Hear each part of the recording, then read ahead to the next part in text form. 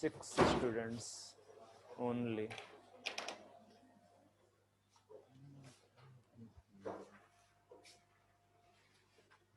तो मैं आपका चैप्टर आज, सर ये तो बची ही नहीं है, खत्म है, दे दीजिए ना।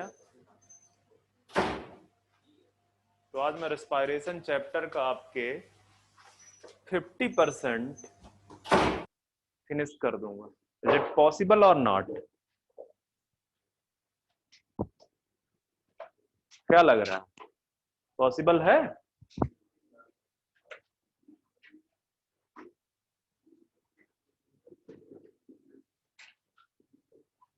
आत्मसमर्पण किया हुआ है आपके केमिस्ट्री वाले सर, इसको पूरा खर्च कर दिए। मैंने कुछ हिंदी के 2-3 नए वर्ड सीखे, जैसे उसमें से एक है निषिद्ध।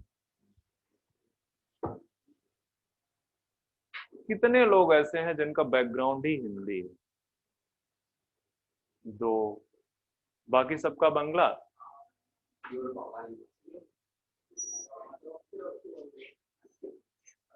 चलो, निषिद्ध मतलब किसी को पता है?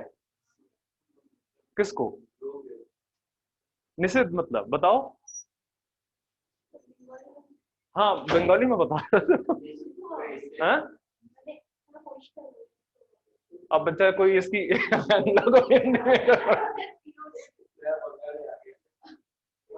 कोई इसकी बंगला को हिंदी में कन्वर्ट करके बता तो रही है कुछ।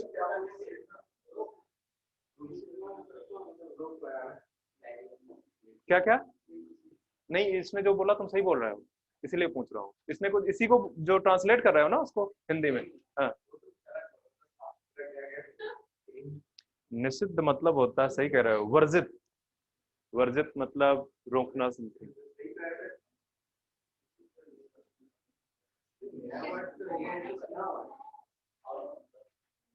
तुमने सुन रखा है? निषेध सुन रखा होगा बच्चे, निषिद्ध नहीं सुन रखा होगा, निषेध सुन रखा होगा।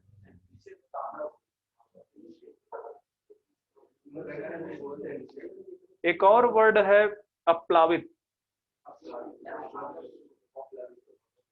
नहीं पता?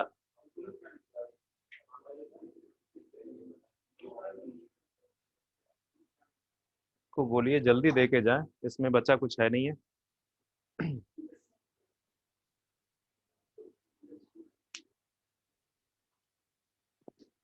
हम्म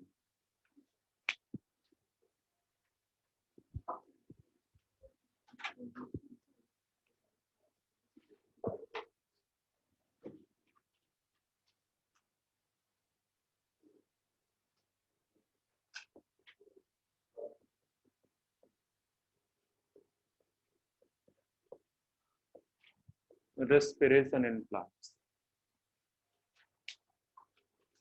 जी, एक्चुअली ना मार्कर को पूरा उन्होंने सुखा दिया हुआ है, वर्क ही नहीं कर रहा है।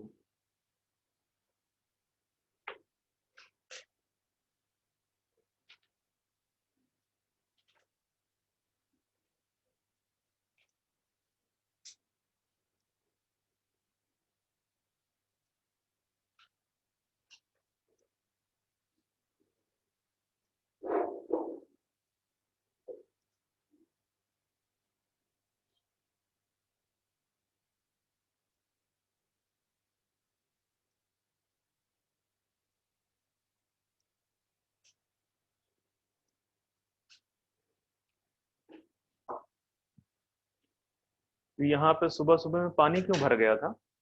तुम्हें ठंडी लग रही है क्या? हम्म मुझे लग रहा है उसका इफेक्ट पूरी क्लास को हो गया है कि आवाज ही नहीं आती बाहर।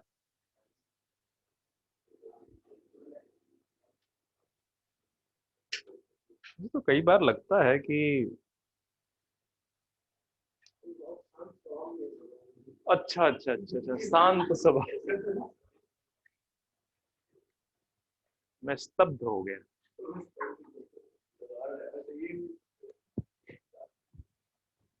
चलो डिफाइन करते हैं रेस्पिरेशन को, ठीक है। तो अभी मैं आपको जो जो है एनिमल फिजियोलॉजी या ह्यूमन फिजियोलॉजी में जो रेस्पिरेशन पढ़ा रहा था, वहां पे रेस्पिरेशन का ज्यादा मतलब किससे है? ब्रीदिंग, ठीक है, एक्सचेंज ऑफ गैसेस से।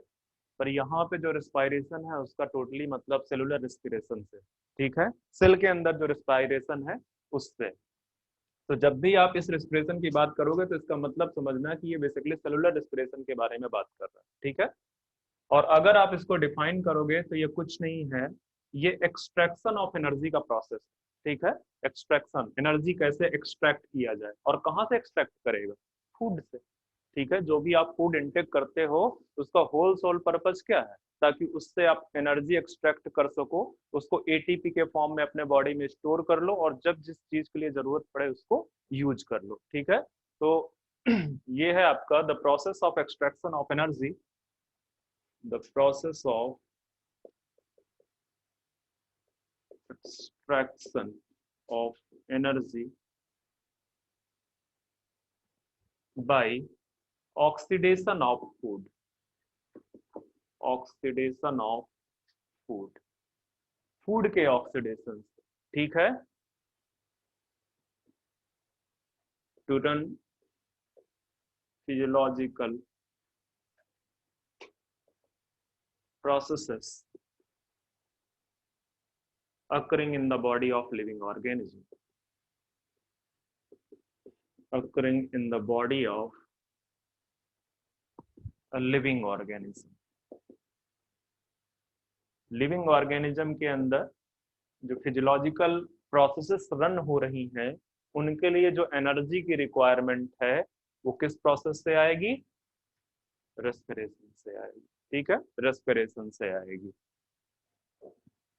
तो अगर आप जो है यहाँ पे देखो कि सपोज मैं ह्यूमन का एग्जांपल देता हूं तुम्हें, ठीक है। तो यहाँ पे आप जब फूड का इंटेक करते हो, ठीक है, तो जो फूड किस फॉर्म में होता है?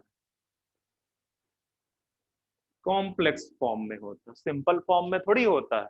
आप तो क्या खाते हो? बर्गर खाते हो, चलो अच्छा नॉर्मल वाले में आ जाते हैं, मतलब राइस वगैरह जो भी आप नॉन वेज वेज जो भी खाते हो, ठीक है। तो ये जो कॉम्प्लेक्स फॉर्म है इसको पहले सिंपल एंड एब्जॉर्बेबल फॉर्म में चेंज करना पड़ेगा, ठीक है, सिंपल एंड एब्जॉर्बेबल फॉर्म में।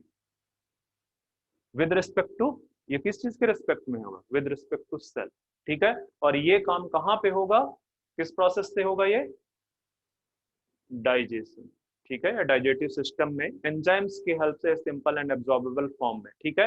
अब ये जो सिंपल एंड एब्जॉर्बेबल फॉर्म में जो फूड है, ठीक है, इसको जो है क्या कहते हैं? सेल क्या कर लेगी? सेल एब्जॉर्ब कर लेगी, ठीक है, इसको सेल एब्जॉर्ब करेगी। और ये सपोज करो सेल है, यहाँ पे ये सिंपल वाला फूड आ गया है। अब इस फूड का ऑक्सीडेशन होगा, इस फूड का क्या होगा?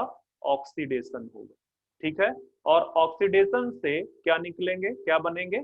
एटीपी बनेंगे। इसी एटीपी को फिजियोलॉजिकल प्रोसेसेस के लिए, जो फिजियोलॉजिकल प्रोसेसेस हैं उनके लिए यूज कर लिया जाएगा, उनके लिए यूज कर लिया जाएगा, ठीक है। तो इतना सिंपल सा बात है। अब यहाँ पे अगर हम ऑक्सीडेशन की बात करें तो दोनों टाइप का ऑक्सीडेशन होगा, ठीक है। एक एयर की प्रेजेंस में, सॉरी ऑक्सीजन की प्रेजेंस में, और दूसरा ऑक्सीजन की अब्सेंस, मोस्टली ऑक्सीजन की प्रेजेंस पे होता है। तो on the basis of their oxidation, oxidation के बेस पे जो रेस्पिरेशन है उसको टू कैटेगरी पे डिवाइड कर दिया गया। कौन कौन सी कैटेगरी है वो? एक एरोबिक रेस्पिरेशन है, दूसरा एक एनारोबिक रेस्पिरेशन, ठीक है। चलो मैं एरो टाइप्स ऑफ रेस्पिरेशन में जाऊं उससे पहले ही मैं आपको एक चीज एक्सप्लेन करता हूं। इसका जो इक्वेशन, इस रेस्पिरेशन का जो इक्वेशन है, तो जो सबसे प्रेफर्ड रेस्पिरेटरी सबस्ट्रेट है वो कौन सा है? ग्लूकोज, मोस्ट प्रेफर्ड, ठीक है। तो आप यहाँ पे लोगे ग्लूकोज। मैं मोस्टली ये जो है इसका मॉलिक्यूलर फार्मूला लिखता हूँ, ठीक है, आप ग्लूकोज भी लिख सकते हो या मैं इन ब्रैकेट लिख देता हूँ ग्लूकोज। आप 11th में नहीं हो इस वजह से यहाँ पे मैंने फार्मूला लिखा है, ठीक है। इसका जो है ऑक्सीडेशन होगा, और मैं फिलहाल ये मान के चल रहा हूं कि ऑक्सीडेशन जो हो रहा है वो ऑक्सीजन की प्रेजेंस पे हो रहा है, ठीक है, ऑक्सीजन की प्रेजेंस पे हो रहा है। तो यहाँ पे इस ग्लूकोज के ऑक्सीडेशन से क्या क्या प्रोड्यूस होगा? थोड़ा सा स्पेस बच्चे दे देना, थोड़ा सा यहाँ पे स्पेस दे देना। अब ठीक है। इस ग्लूकोज के ऑक्सीडेशन से ऑक्सीडेशन करवाओगे तो जो कार्बन है वो किसमें चेंज हो जाएगा, CO2 में चेंज हो जाएगा। ठीक है। और क्या होगा, ये जो हाइड्रोजन है ये हाइड्रोजन किस फॉर्म में चेंज हो जाएगा, 12H2। ठीक है। और बाकी जो है क्या कहते हैं, क्या निकलेंगे, एनर्जी निकलेगी। ठीक है, एनर्जी निकलेगी। और एनर्जी कितनी होगी अप्रोक्सीमेटली, 36 और 38 ATP। आप 686 भी बोल सकते हो। ठीक है, वो किलो कैलोरी में अगर लिखना चाहो तो वो भी लिख सकते हो, बट मैं फिलहाल यही लिखा रहा हूँ। ठीक है, तो ये है एक क्वेश्चन। मैंने इधर स्पेस क्यों छोड़ने को लिए बोला था, क्या ऐड करोगे यहाँ पे, 6, ये एक्चुअली इक्वेशन। ठीक है, ये एक्चुअल इक्वेशन है। इसको स्टार्टिंग में इसको ऑक्सीडाइज करने के लिए इतने वाटर मॉलिक्यूल चाहिए एरोबिकली, इतने वाटर मॉलिक्यूल चाहिए। और जब ये जो है क्या कहते हैं पूरा ऑक्सीडाइज होगा तो ये जो वाटर प्रोड्यूस हो रहे हैं, these water molecules are known as metabolic water. क्यों, क्योंकि ये इस मेटाबॉलिज्म के दौरान प्रोड्यूस हो रहा है। ठीक है, that's why this water molecule is known as metabolic water. तो ध्यान में रखना कि मेटाबॉलिक वाटर कौन सा है, जो ड्यूरिंग मेटाबॉलिज्म वाटर प्रोड्यूस होता है उसी को बोलते हैं मेटाबॉलिक वाटर। ठीक है, तो ये एक क्वेश्चन है आपकी, इतना एनर्जी यहाँ पे निकल रहा है। ठीक है, 36 to 38 ATP निकलेगा। चलो आगे बढ़ते हैं टाइप ऑफ रेस्पिरेशन पे।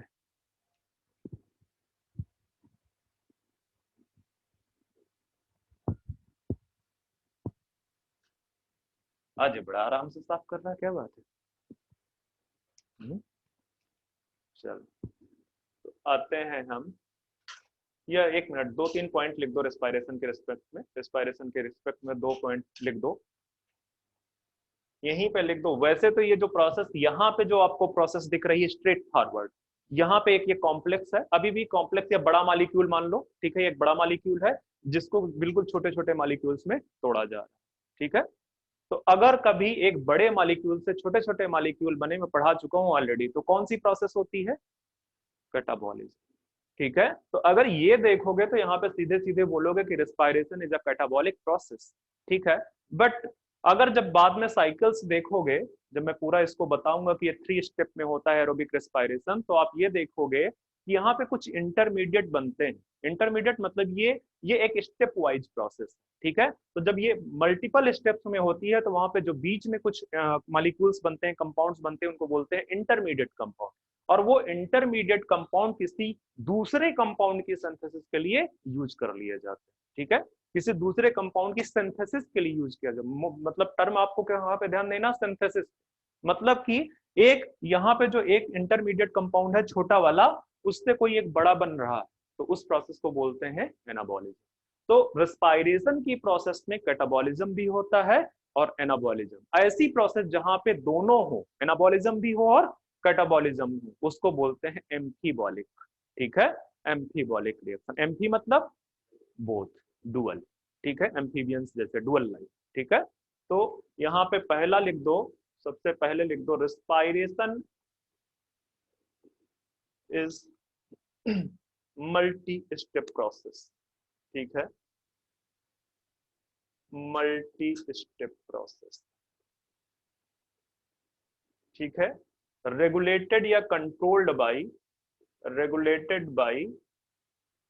एंजाइम्स। आप मल्टीपल स्टेप में इसको तभी करवा सकते हो जब वो किससे रेगुलेटेड हो, एंजाइम्स। ठीक है, मतलब जो एनर्जी प्रोड्यूस होती है वो इकट्ठे प्रोड्यूस होगी कि स्टेप वाइज प्रोड्यूस होगी, स्टेप वाइज प्रोड्यूस होगी। अगर वो इकट्ठे प्रोड्यूस होगा तो आप सोचो, अगर इस ग्लूकोज को जो है क्या कहते हैं एक स्टेप में ऑक्सीडाइज करवाओ तो सीधे सीधे क्या बनेगा, बनेगा यही सब। पर ये जो एनर्जी यहाँ पे एटीपी के फॉर्म में है, वो एटीपी के फॉर्म में ना किस फॉर्म में हो जाएगी, हीट के फॉर्म में निकल जाएगी। और उस प्रोसेस को बोलोगे कंबस्शन। क्या बोलोगे, कंबस्शन। ठीक है, एक ही बार में वो सारी की सारी हीट के फॉर्म में एनर्जी निकाल देगा। इसी वजह से लिविंग सिस्टम ने, लिविंग ऑर्गेनिज्म ने क्या स्ट्रेटेजी डेवलप की कि हम ऑक्सीडाइज तो करेंगे रेस्पिरेटरी सबस्ट्रेट को, पर वो कैसे, मल्टीपल स्टेप में करेंगे, ताकि वो जो एनर्जी है उसका कुछ पार्ट हम क्या कर सकें, स्टोर कर सकें। ऐसा नहीं है कि यहाँ पे हीट के फॉर्म में एनर्जी निकलती नहीं है, इस एनर्जी का कुछ पार्ट हीट के फॉर्म में निकलता है, ठीक है। और जरूरी भी है, अगर ऐसा ना हो तो हमारा बॉडी का जो 37 टेम्परेचर मेंटेन है वो मेंटेन रहेगा, रह पाएगा क्या? वो किस वजह से मेंटेन है? क्योंकि जो रेस्पायरेशन में जो हीट निकल रही है उससे वो आपका टेम्परेचर मेंटेन करके रखा हो, ठीक है, उससे आपका जो है टेम्परेचर वो मेंटेन, ठीक है। तो एक तो ये हो गया कि मल्टी स्टेप प्रोसेस है that is regulated by the enzymes. Respiration is, bar bar respiration लिखने की जरूरत नहीं है, ठीक है। ये एक जो है एक्सर्गोनिक या एक्सोथर्मिक प्रोसेस, ठीक है। एक्सोथर्मिक, एक्सोथर्मिक का मतलब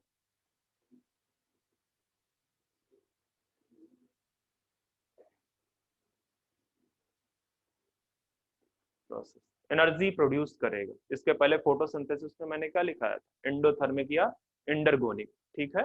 okay, amphibolic process, amphibolic process.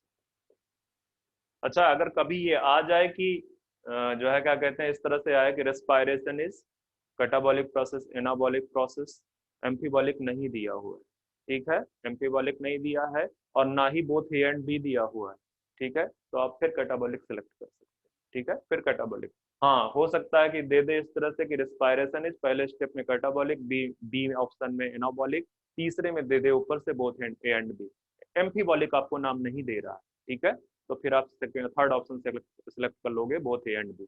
और अगर नहीं दिया है ना तो बोथ ए एंड बी ना तो एम्फीबॉलिक, तो फिर आप कैटाबॉलिक सेलेक्ट करोगे, ठीक है, कैटाबॉलिक, क्योंकि वो आपसे ओवरऑल पूछना चाहता है। तो ये कुछ स्टेप्स थे, आगे बढ़ते हैं हम, टाइप्स ऑफ रेस्पायरेशन पे आ जाते हैं।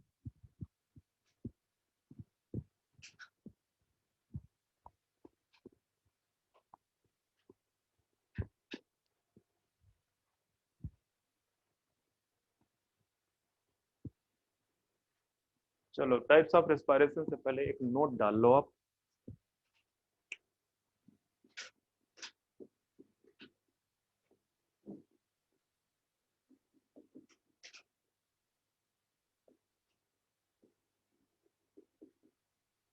रेस्पायरेटरी सबस्ट्रेट, ठीक है, सिंपल सा उसके नाम से ही पता चल रहा है कि ये क्या है, ठीक है।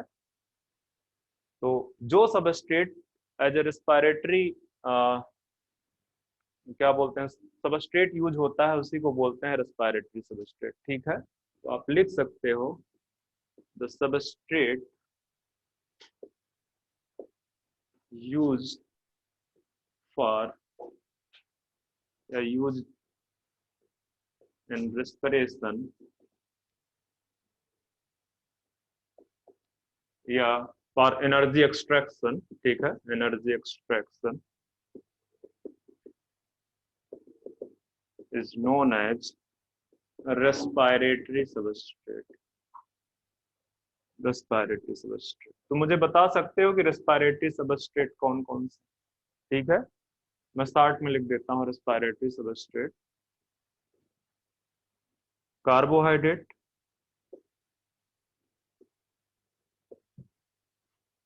Fat and very rare protein, rare, ठीक है, मतलब कि मोस्ट, ये प्रेफर्ड रेस्पायरेटरी सबस्ट्रेट, प्रेफर्ड, ठीक है, ये प्रेफर्ड रेस्पायरेटरी सबस्ट्रेट है, मतलब सेल सबसे पहले किसको यूज करेगी, कार्बोहाइड्रेट। और कार्बोहाइड्रेट में भी सबसे जो है मोस्ट प्रेफर्ड कौन सा है, यहां लिख देता हूं, मोस्ट प्रेफर्ड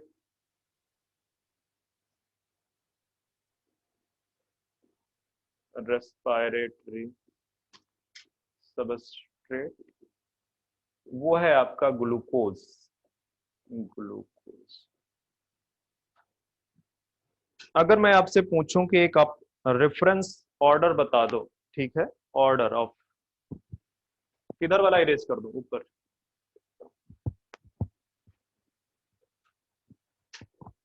तो आप यहां पे लिख सकते हो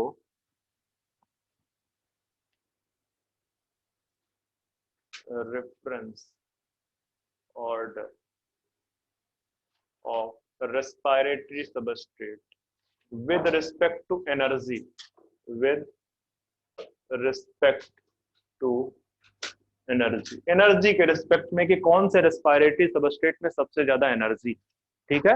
विद रेफरेंस टू एनर्जी भी मैं लिख सकता था, विद रेफरेंस टू एनर्जी, तो सबसे ज्यादा एनर्जी आपका फैट में, ठीक है। फिर इसके बाद आपको कहां पे मिलेगा बताओ, प्रोटीन, और फिर स्टिल कार्बोहाइड्रेट सबसे प्रेफर्ड रेस्पिरेटरी सबस्ट्रेट है। देखो एनर्जी सबसे ज्यादा फैट में, उसके बाद प्रोटीन में, still carbohydrate is the most preferred respiratory substrate. बता सकते हो किस वजह से?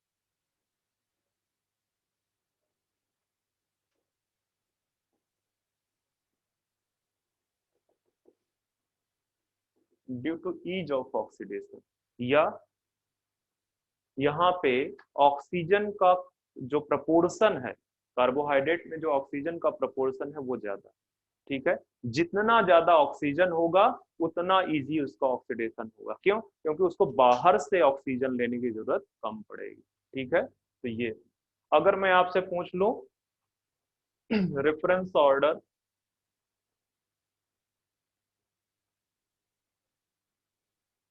with respect to ease of oxidation,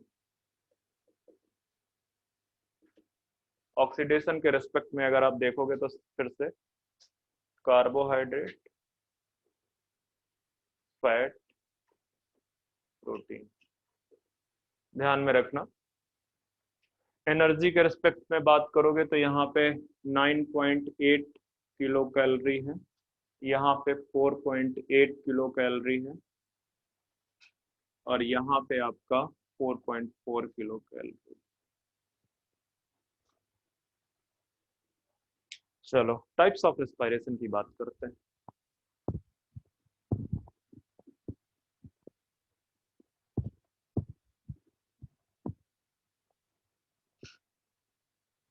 ये टाइप्स ऑफ रेस्पिरेशन से पहले 1 मिनट रुकना, एक और चीज लिखा देता हूँ। एक होता है एटीपी साइकिल, एटीपी साइकिल, ठीक है। ये जो कॉन्सेप्ट है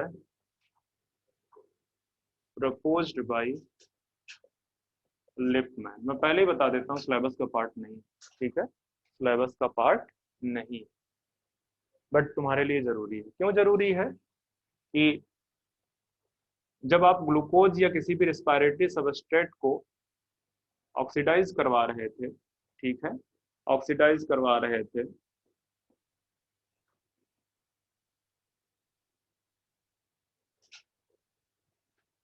चलो मैं इसका वाटर यहीं पे बैलेंस करके लिख देता हूँ, ठीक है। तो यहाँ से जो एनर्जी निकलती है, यहाँ से जो एनर्जी निकलती है, उस एनर्जी का यूज कहाँ पे होता है? एडीपी प्लस इनऑर्गेनिक फॉस्फेट ये कन्वर्ट कर देता है एटीपी, ठीक है। इस एनर्जी को यूज करके, इसी एनर्जी को यूज करके वो एटीपी बनाता है, ठीक है। और फिर ये एटीपी वापस से एडीपी में चेंज हो जाता है, ठीक है। और ये जो एनर्जी निकलती है वो कहाँ यूज हो जाती है? फॉर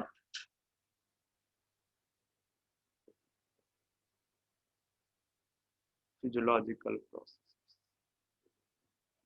फिजियोलॉजिकल प्रोसेस, ठीक है। ये जो साइकिल है, एडीपी से एटीपी बनना, एटीपी से एडीपी बनना, ठीक है, इसी को क्या बोलते हैं? इसी साइकिल को क्या बोलते हैं?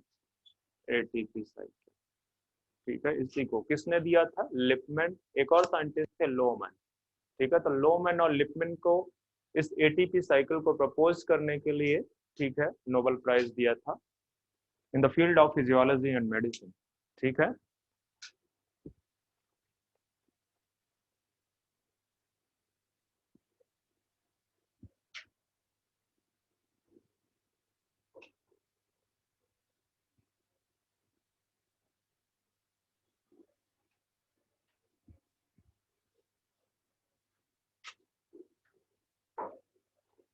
अब आते हैं types of respiratory, sorry types of respiratory.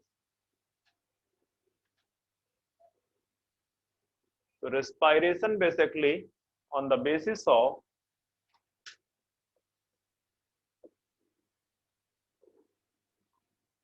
Presence and absence of oxygen, oxygen and की प्रेजेंस या absence के बेस पे इसको एरोबिक, ठीक है,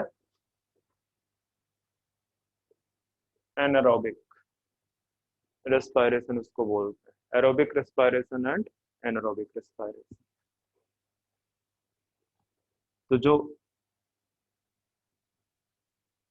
एरोबिक रेस्पिरेशन है वो क्या होगा, ऑक्सीजन की प्रेजेंस पे होगा, और ये जो एनारोबिक रेस्पिरेशन है ये ऑक्सीजन की अब्सेंस पे, ठीक है, ऑक्सीजन की अब्सेंस पे होगा।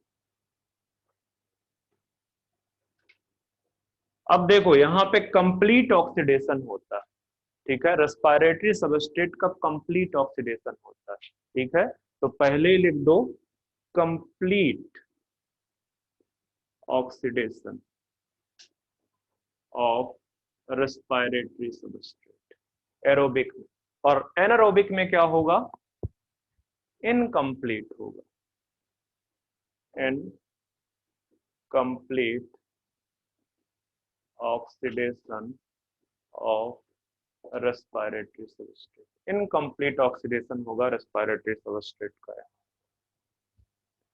दूसरा, अगर कंप्लीट ऑक्सीडेशन हो रहा है मतलब जो भी बॉन्ड सॉरी जो भी बॉन्ड्स हैं वो सारे के सारे ब्रेक कर दिए जाए, आपको केमिस्ट्री में इतना तो पढ़ाया होगा कि सपोज करो कि ए एंड बी ये बॉन्ड बीच में प्रेजेंट, अगर इसको ब्रेक करोगे तो इससे क्या प्रोड्यूस होगा, एनर्जी प्रोड्यूस, ठीक है, तो यहाँ पे कंप्लीट ऑक्सीडेशन है मतलब जो बॉन्ड है, ठीक है, उनका कंप्लीट ब्रेकिंग है, कार्बन और हाइड्रोजन के बीच के जो बॉन्ड प्रेजेंट, ठीक है, उनके कंप्लीट ब्रेकर्स से, ठीक है, ज्यादा एनर्जी प्रोड्यूस होगा, अगर कंप्लीट ऑक्सीडेशन है तो एनर्जी ज्यादा प्रोड्यूस होगा, ठीक है, तो more efficient process, more efficient, या आप ये बोल सकते हो produce more energy, produce more energy, ज्यादा एनर्जी प्रोड्यूस होगा, ठीक है, तो अगर मैं यहाँ पे एग्जाम्पल के लिए लिखूं तो एक ग्लूकोज से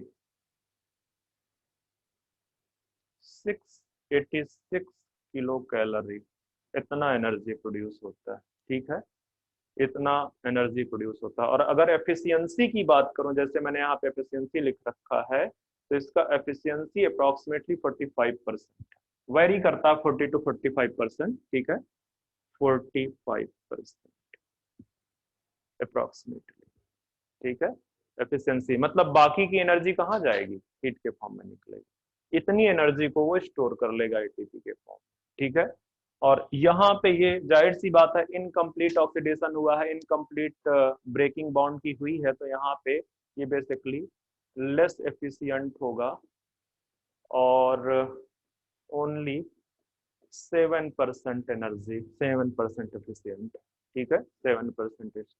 यहाँ 2 एटीपी प्रोड्यूस होता है, किलो कैलोरी के फॉर्म में मुझे याद नहीं आ रहा डेटा, ठीक है, यहाँ पे आपका 2 एटीपी प्रोड्यूस होगा, इसको भी अगर लिखना चाहो तो लिख दो, हालांकि मैं पहले एक बार लिखा चुका था इसलिए मैं नहीं लिखा रहा था, ठीक है, 2 एटीपी यहाँ पे प्रोड्यूस होता है। इंड प्रोडक्ट, ये तो बहुत जरूरी है ना कि कंप्लीट ब्रेकर जो है ब्रेकिंग हुई है, तो इंड प्रोडक्ट क्या होगा, तो इंड प्रोडक्ट यहाँ पे CO2 प्लस H2O होगा, ठीक है, और एनारोबिक रिस्पायरेशन के रिस्पेक्ट में अगर देखा जाए तो वहां ऑर्गेनिज्म के ऊपर डिपेंड करता है कौन सा ऑर्गेनिज्म है या किस टाइप की सेल है बेसिकली, तो या तो इथाइल अल्कोहल प्रोड्यूस होगा या कोई ऑर्गेनिक एसिड प्रोड्यूस, ठीक है, तो इसका जो एंड प्रोडक्ट है, ठीक है, इसका जो एंड प्रोडक्ट है एरोबिक प्रोसेस का, उसमें आपको CO2 मिलेंगे, आपको H2O मिलेंगे, आपको जो है ATP मिलेगा प्लस NADH2 मिलेंगे, ये ठीक है, या NADH2 को हटा लो क्योंकि कंप्लीट ऑक्सीडेशन करवा रहे हो तो सिर्फ एटीपी रहे, ठीक है, ये चीजें एंड प्रोडक्ट में मिलेंगी। इसका जो एंड प्रोडक्ट है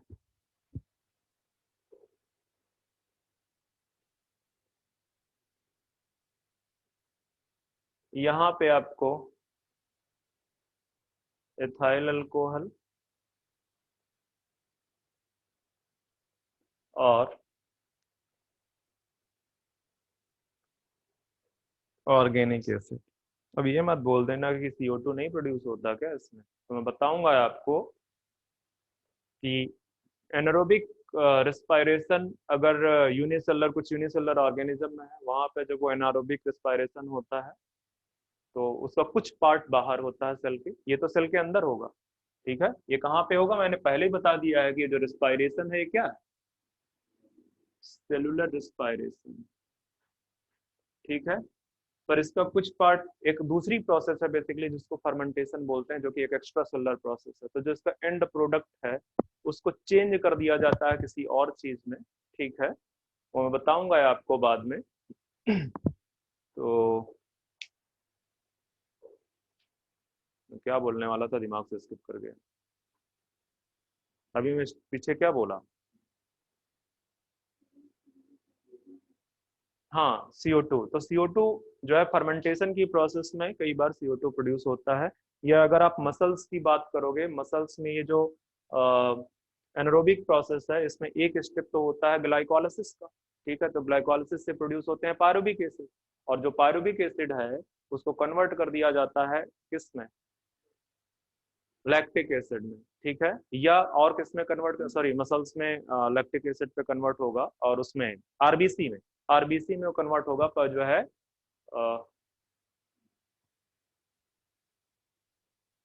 इस वजह से कुछ लैकिंग हो रहा है, मेरा दिमाग कहीं से हो रहा है, मैं बाद में बताता हूँ।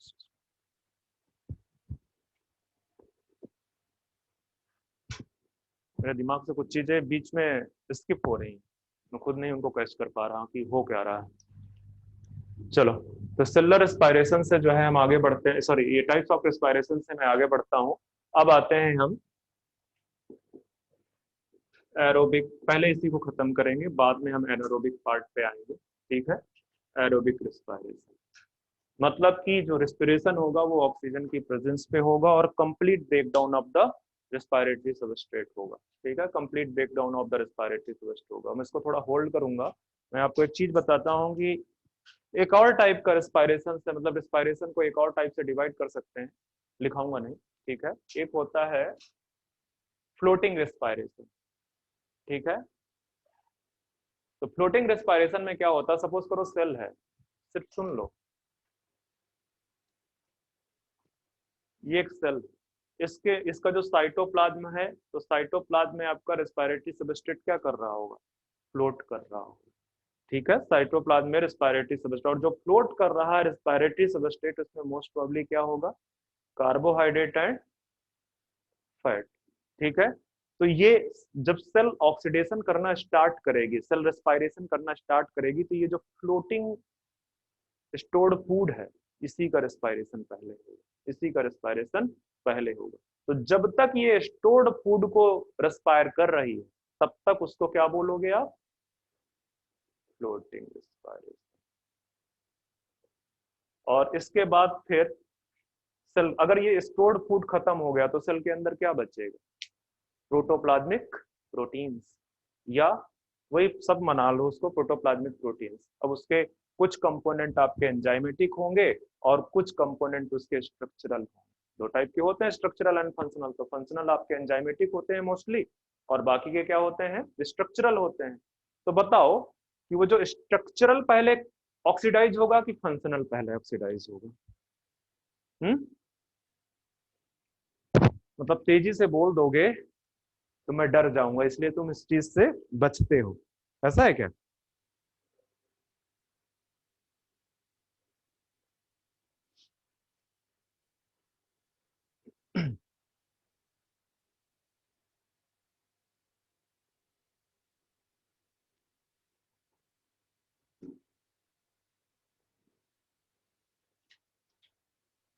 कौन सा होगा, तेजी से बोलो बुलंद आवाज में।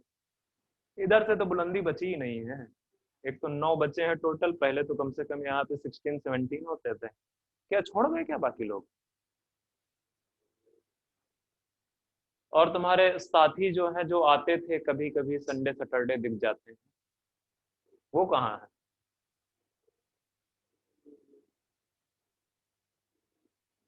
यहाँ से ये शहनवाज न्यू साइक्लोन, तितली चक्रवर्ती।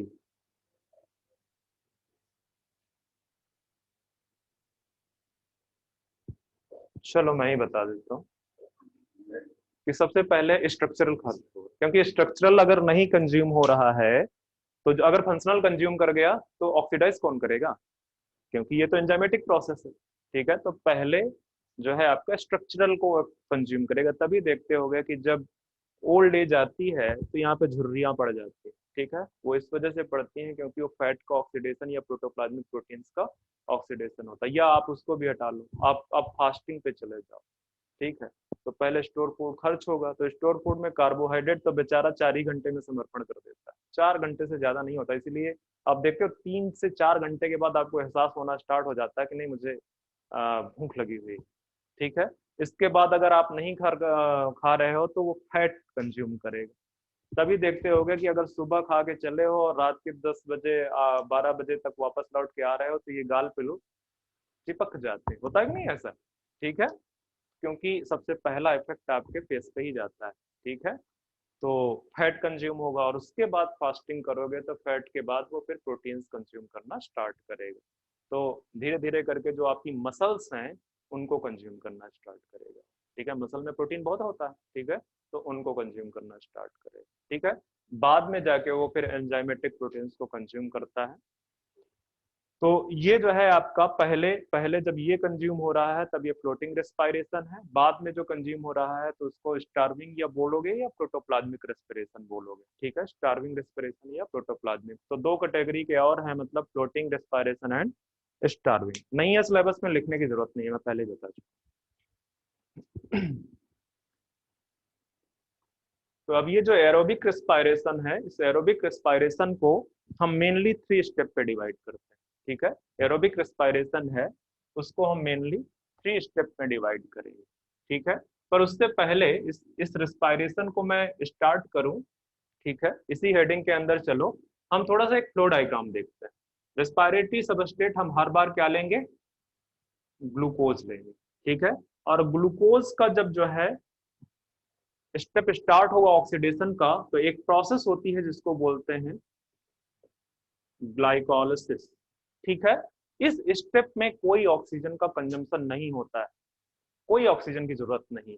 और एक और इंपॉर्टेंट चीज कि इससे कोई CO2 भी रिलीज नहीं होता, neither O2 consume nor CO2 release.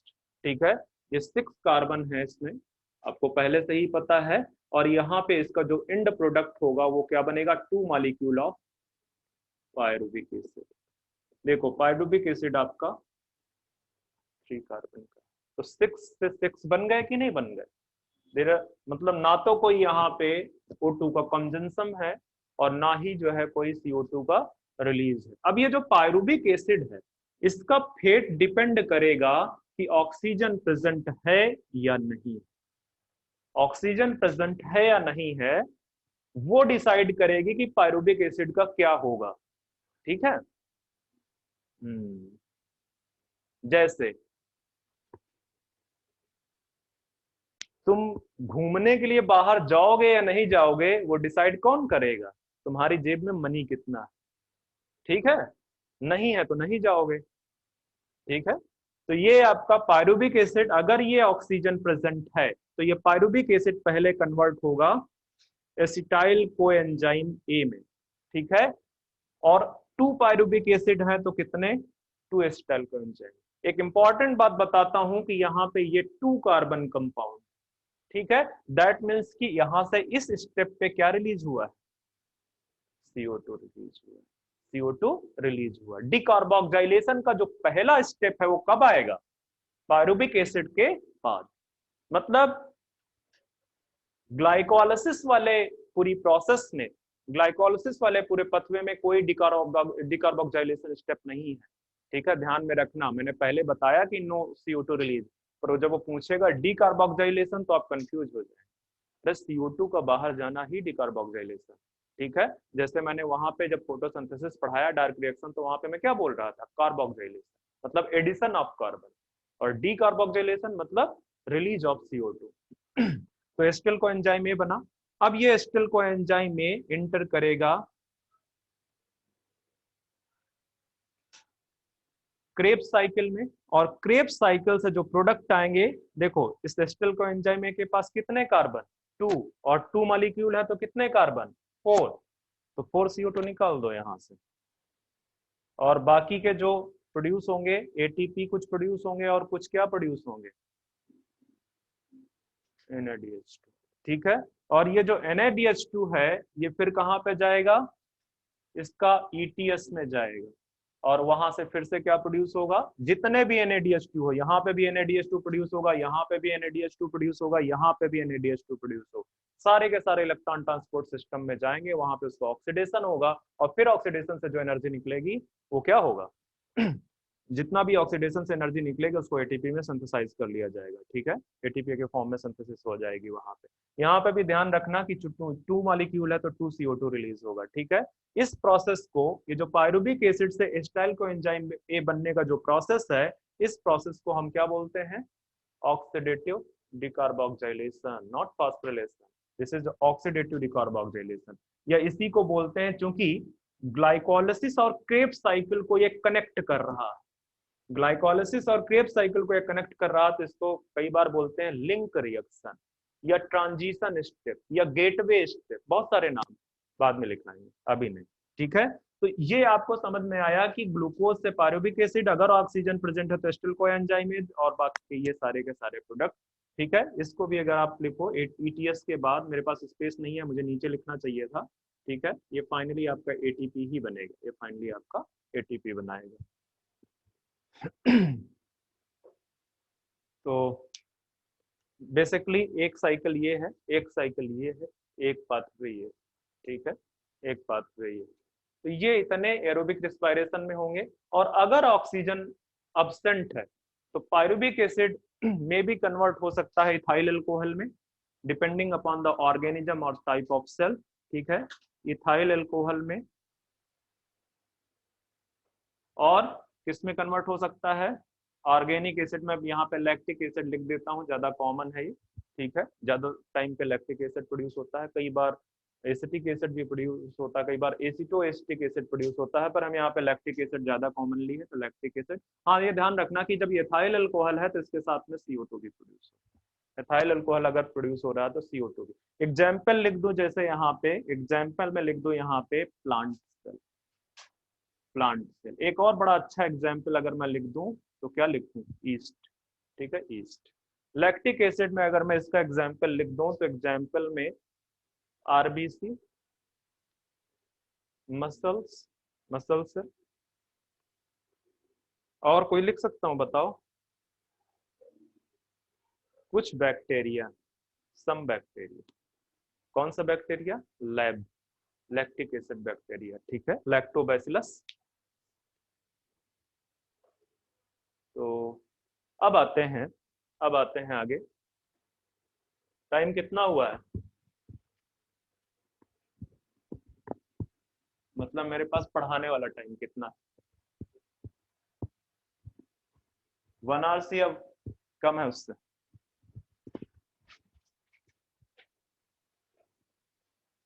12:54, 12:30 के बहुत बाद क्लास स्टार्ट हुई है, ऐसा हुआ है कि नहीं।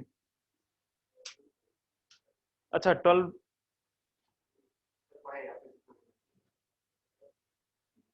बहुत दिक्कत है यार, रहने दो। ये जो एरोबिक रेस्पिरेशन है, mainly divided 3 pathway, main pathway लिख दो, 3 मेन पाथवे। अच्छा हो तो मैंने लिख रखा। ओके, पहला कौन सा है इसमें, फर्स्ट अभी बता चुका हूं, ग्लाइकोलाइसिस। दूसरा क्रेब्स साइकिल, और तीसरा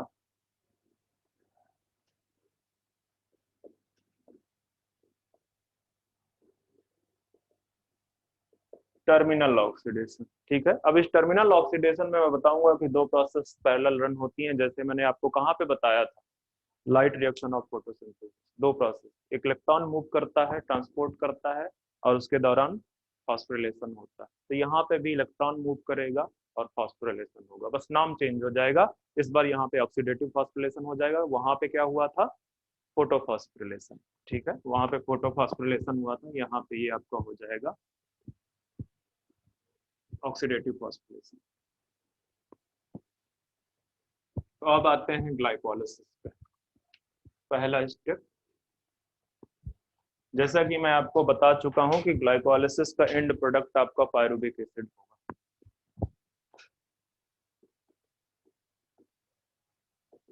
ग्लाइकोलाइसिस, ठीक है। ग्लाइको मतलब होता है शुगर, लाइसिस मतलब होता है स्प्लिटिंग, तोड़ना।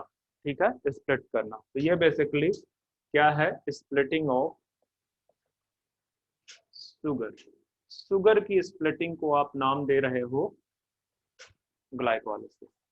ओके, इसका जो पाथवे है, इसको 3 साइंटिस्ट ने डेसिफर किया। इसकी पूरे जो कितने स्टेप में प्रोसेसेस हो रही हैं, उसको 3 साइंटिस्ट ने मिलके जो है डेसिफर किया। ठीक है, तो वो कौन कौन से साइंटिस्ट हैं, तो इस तरह से लिख सकते हो, mechanism was deciphered by 3 scientist. कौन कौन से साइंटिस्ट हैं वो, एक है एम्बेडन मेयरॉफ एंड, ठीक है, ये 3 साइंटिस्ट थे। और इनके ऑनर में, क्योंकि इसको डिसिफर किया, इनके ऑनर में इस साइकिल को नाम दे दिया गया। ठीक है, इस साइकिल को नाम दे दिया गया ईएमपी पाथवे, ईएमपी। तो glycolysis is also known as, इसके वजह से also known as EMP pathway. तो ध्यान में रखना कि ग्लाइकोलाइसिस को ईएमपी पाथवे भी बोलते हैं, ईएमपी पाथवे भी बोलते हैं।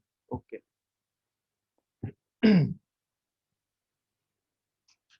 अब ये जो ग्लाइकोलाइसिस है, this is the common step for both aerobic and anaerobic respiration. क्यों? क्योंकि O2 कंज्यूम नहीं होता है, यहाँ पे O2 की जरूरत नहीं है। तो इस वजह से this is common step for both aerobic and anaerobic respiration, anaerobic respiration. दूसरा, neither O2 consume nor CO2 release. ये O2 कंज्यूम नहीं हो रही है, ये O2 कंज्यूम नहीं हो रही है, यही है रीजन, क्योंकि ये कॉमन स्टेप है both aerobic and anaerobic respiration. ठीक है, तो कोई O2 कंज्यूम नहीं होती है, ना ही कोई CO2 रिलीज होता है। मतलब कहने का कि अगर मैं आपको एक स्टेप में इस रिएक्शन को दिखाऊं, एक स्टेप में इस रिएक्शन को दिखाऊं, तो ये आपका ग्लूकोज है, ये चेंज हो जाएगा 2 मॉलिक्यूल ऑफ पायरुविक एसिड में। और इसके साथ में आपको 2 चीजें मिली हैं, क्या मिला है, 2 ATP। ठीक है, और साथ में क्या मिला है, 2 NADH2 मॉलिक्यूल, ये। ठीक है, और यहाँ पे मैंने एक खाली स्टेप इसलिए छोड़ दिया है क्योंकि ये एंजाइम्स प्रेजेंट है, यहाँ पे एंजाइम्स प्रेजेंट। ओके, एक और चीज लिख देता हूं कि ये स्टेप वाइज प्रोसेस, डायरेक्ट एक स्टेप में नहीं, स्टेप वाइज। ठीक है, और कितने स्टेप की रिएक्शन है ये 10 स्टेप रिएक्शन। मतलब कि ग्लाइकोलाइसिस के प्रोसेस में कितने रिएक्शंस होंगे, 10 स्टेप। और सारी की सारी ऑलमोस्ट, एक को छोड़ के, सारी की सारी क्या है, एक को छोड़ के एंजाइमेटिकली रेगुलेटेड, एंजाइमेटिकली रेगुलेटेड। ठीक है, 10 स्टेप रिएक्शन। 10 स्टेप रिएक्शन में से 10 रिएक्शन में से first third and last, last का मतलब 10th लिख लो, 10th आर इररिवर्सिबल, इररिवर्सिबल, ठीक है। बाकी रिमेनिंग क्या है,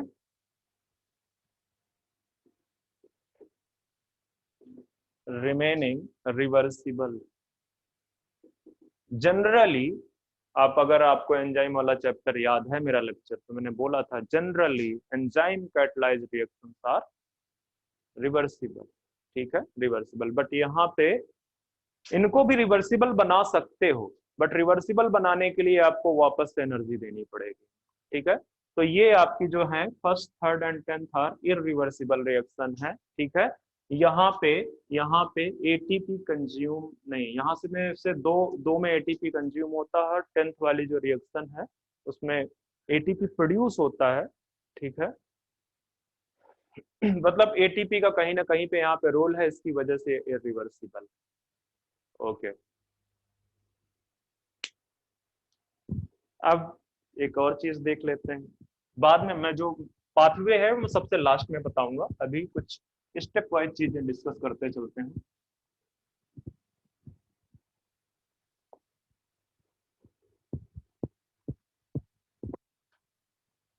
पाथवे सबसे लास्ट में होगा हमारा। दूसरा इंपॉर्टेंट चीज क्या है यहाँ पे कि देखो यहाँ पे मैंने क्या बताया, 2 एटीपी प्रोड्यूस हो रहा है, 2 एटीपी, ठीक है। तो एक होता है फॉस्फोरिलेशन में, मैं बता रहा हूँ ऑक्सीडेटिव फॉस्फोरिलेशन की बात कर रहे हैं यहाँ पे, या ऑक्सीडेटिव मत लिखो, यहाँ पे मैं इसी के रिस्पेक्ट में बता देता हूँ, substrate, substrate label phosphorylation, short में इसको आप क्या बोलोगे, एसएलपी, ठीक है। तो अगर एटीपी की सिंथेसिस, इसका मतलब क्या, एटीपी सिंथेसिस ऑफ एटीपी, मैंने पहले ही बता रखा है, फॉस्फोरिलेशन का मतलब क्या है, सिंथेसिस ऑफ एटीपी। अगर एटीपी की सिंथेसिस, ठीक है, डायरेक्टली सबस्ट्रेट से हो, डायरेक्टली सबस्ट्रेट से, तो उसको क्या बोलोगे, सबस्ट्रेट लेवल फॉस्फोरिलेशन, ठीक है। तो आपको लिखना है तो लिख सकते हो, लिखना है तो लिख सकते हो, synthesis of ATP directly from substrate. तो ये क्वेश्चन तुमसे पूछता है, मैं इसीलिए लिखा रहा हूँ, बच्चों को यही नहीं पता होता है कि एसएलपी है क्या, सबस्ट्रेट लेवल ऑफ फॉस्फोरिलेशन है क्या, ठीक है। तो ध्यान में रखो कि अगर synthesis of ATP directly substrate से हो रही है, ऑक्सीडेटिव फॉस्फोरिलेशन पे नहीं जा रही है, ठीक है, ईटीएस में नहीं जा रही है, डायरेक्टली सिंथेसिस हो जा रही है, तो उसको बोलते हैं सबस्ट्रेट लेवल फॉस्फोरिलेशन। तो यहाँ पे सबस्ट्रेट लेवल फॉस्फोरिलेशन से टोटल 4 एटीपी प्रोड्यूस होते हैं, ठीक है। टोटल कितने एटीपी प्रोड्यूस होते हैं, 4 एटीपी, बट ग्लाइकोलाइसिस के दौरान 2 एटीपी कंज्यूम हो जाते हैं, ठीक है, 2 एटीपी कंज्यूम हो जाते हैं, तो इसलिए क्या बोलते हैं, नेट, नेट एसएलपी क्या है, नेट एसएलपी 2 एटीपी, ठीक है, 2 एटीपी, क्यों, क्योंकि यहाँ पे 2 एटीपी कंज्यूम हुए थे पहले स्टार्टिंग में, ठीक है। ये तो सबस्ट्रेट लेवल फॉस्फोरिलेशन हो गया, ठीक है।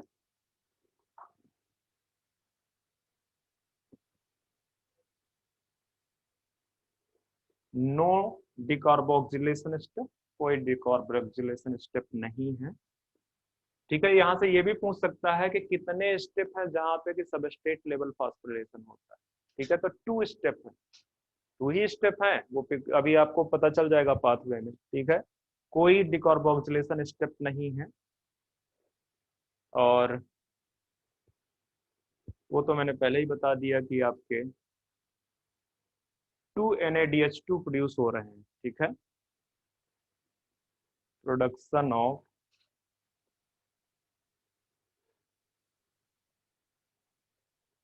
2 NADH2, इसको क्या बोलोगे, ये कौन सा स्टेप होगा, क्या पढ़ाया गया है तुमको, हम्म,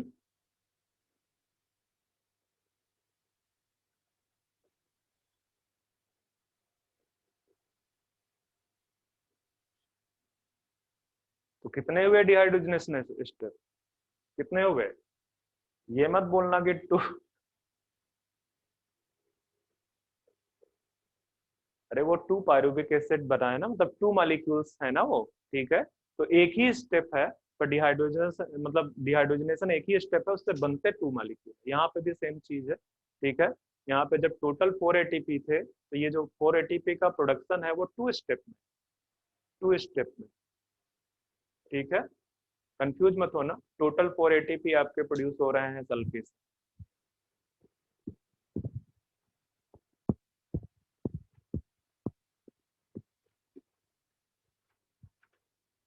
देखो मेरे पास तो स्पेस यहाँ पे कम पड़ेगा, ठीक है, पर आपके पास में पूरा पेज लेके चलोगे तो एक ही पेज पे आ जाएगा। बेटर है आप पूरा पेज लेके चलो, स्टार्टिंग ऊपर से, ठीक है। तो हमारे पास क्या है, ग्लूकोज, यहीं से चलो, ठीक है। ग्लूकोज से जो पहला स्टेप है, या चलो उस चीज को मैं बाद में लिखाऊंगा, अभी देखो ये ग्लूकोज है, इसको क्या करना चाहते हो आप, तोड़ना चाहते हो, ठीक है। तो आपको कुछ ना कुछ इसके साथ में एनर्जी यूज करनी पड़ेगी, इसको क्या करना पड़ेगा, डीस्टेबलाइज करना पड़ेगा।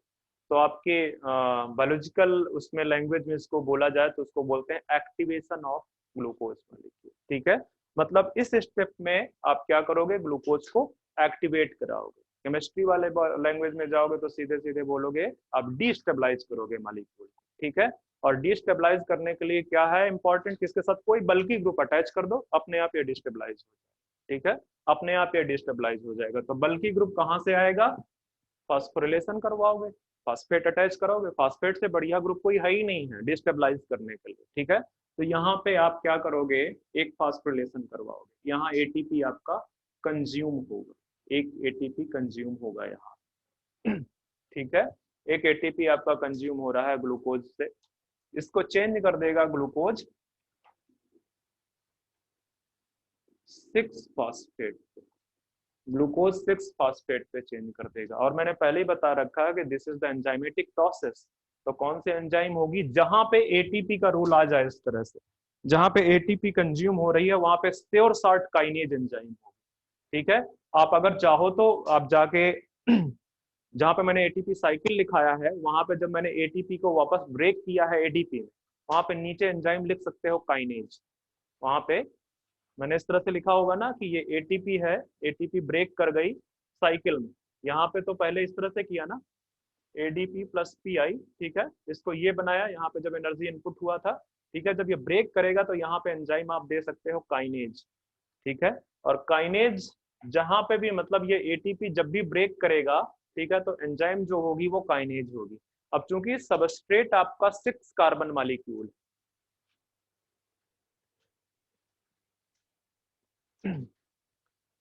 सबस्ट्रेट आपका 6 कार्बन मॉलिक्यूल है, तो इसका नाम क्या हो गया, हेक्सोकाइनेज, ठीक है। तो यहाँ पे एंजाइम डाल दो, बच्चे बहुत पूछता है इसको, हेक्सोकाइनेज, ठीक है।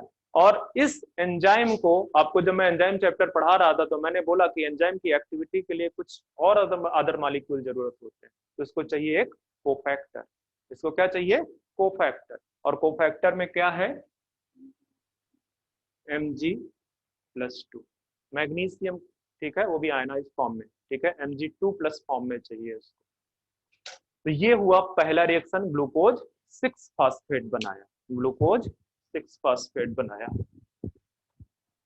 अब इसका होगा आइसोमेराइजेशन, ठीक है। तो आइसोमेराइजेशन एक रिवर्सिबल रिएक्शन होगा, ठीक है। ये चेंज हो जाएगा आपका किस में, फ्रक्टोज 6 फॉस्फेट में। अब आपको याद आ रहा होगा ग्लाइकोलाइटिक रिवर्सल, कौन सा स्टेप था डार्क रिएक्शन का, सेकंड स्टेप।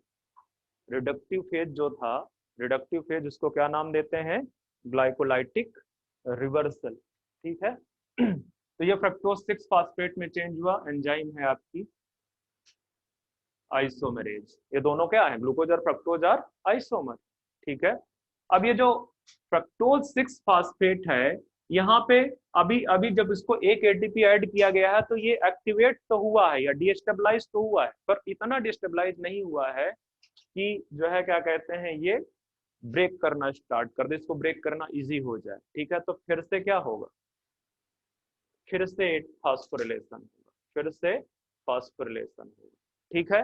और इस बार जो एंजाइम है वो फिर से काइनेज, क्या है, काइनेज। पर चूंकि सबस्ट्रेट में फास्फोएट ग्रुप यहाँ पे लगा है तो इसका नाम दे दिया गया है फास्फो फ्रक्टोकाइनेज, ठीक है, फास्फो फ्रक्टोकाइनेज।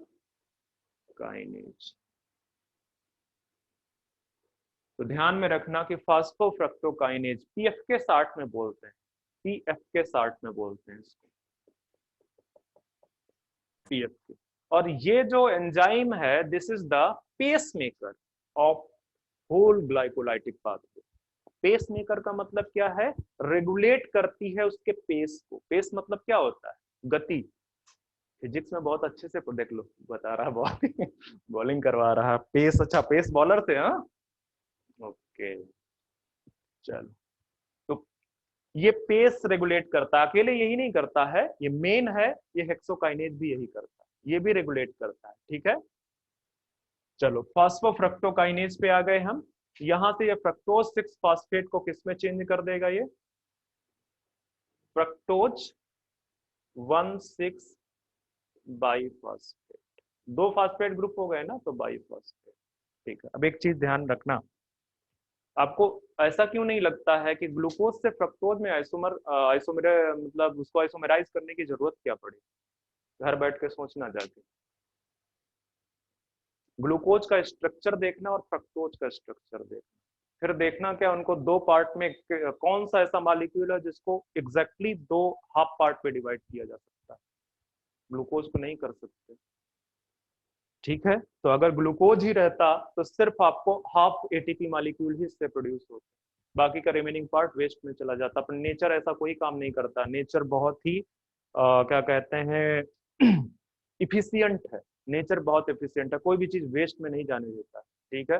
जैसे तुमको लगता होगा कि आप कोई चीज खाते हो फिर फेंक देते हो, तो तुमको लगता होगा कि तुमने वेस्ट कर दिया, बट वो नेचर वेस्ट नहीं कर रही, वो जो मालिक जिस फूड को तुमने फेंका है वो फूड कोई और कंज्यूम कर लेगा, चाहे वो जाके बैक्टीरिया ही हो सीवेज में जाके, है कि नहीं। तो वो कंज्यूम कर रहा है, वो रिसाइकिल की प्रोसेस स्टार्ट है आपकी। तो ये आपका फ्रक्टोज 1,6 बाईफॉस्फेट बना। अब ये जो फ्रक्टोज 1,6 बाईफॉस्फेट है क्या करूं इसको, रिवर्सिबल प्रोसेस, ठीक है। अब यहाँ पे ब्रेक करेगा ये, यहाँ पे क्या करेगा, ब्रेक करेगा, और एंजाइम होगा उस दौरान एल्डोज, एल्डोज, ठीक है। और इसको किस में चेंज कर देगा ये एल्डोज, 3 फास्फोग्लिसरॉल्डिहाइड। दो फास्फेट ग्रुप हैं इसके पास में और दो मॉलिक्यूल हैं, तो मतलब फास्फेट ग्रुप एक एक हो जाएगा दोनों के पास में। तो आप लिख दो यहाँ पे 3 फास्फो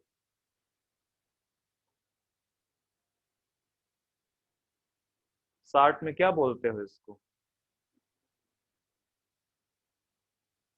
3 PGA, ठीक है 60 में। आपको याद आया, ग्लाइकोलाइटिक में स्टेप में बता रहा था, ठीक है, कि आपका 3 फास्फोग्लिसरॉल्डिहाइड बना था, वो उसको मैंने डायरेक्ट लिखा था फ्रक्टोज 6 फास्फेट डायरेक्ट, ठीक है। तो ये फ्रक्टोज से फिर ग्लूकोज 6 फास्फेट फिर ग्लूकोज, ठीक है, वो जाता है, वो कहाँ पे, वो डार्क रिएक्शन का स्टेप उल्टा जा रहा, ठीक है। अभी दो जो है क्या कहते हैं, इसके पास 6 कार्बन है, इसके पास कितने कार्बन है, 6, यहाँ पे सारे 6 कार्बन है, यहाँ पे 6 कार्बन, ठीक है। तो जब ये तोड़ दिया गया, ये 3 कार्बन कंपाउंड है, ये आपका 3 कार्बन कंपाउंड है, तो कितने मॉलिक्यूल बनेंगे, 2 मॉलिक्यूल। ये जो फास्फोग्लिसरॉल्डिहाइड है ये आपका 3 कार्बन मॉलिक्यूल, 3 कार्बन मॉलिक्यूल। बच्चे हमको कुछ नहीं सुनाई दे रहा, फास्फो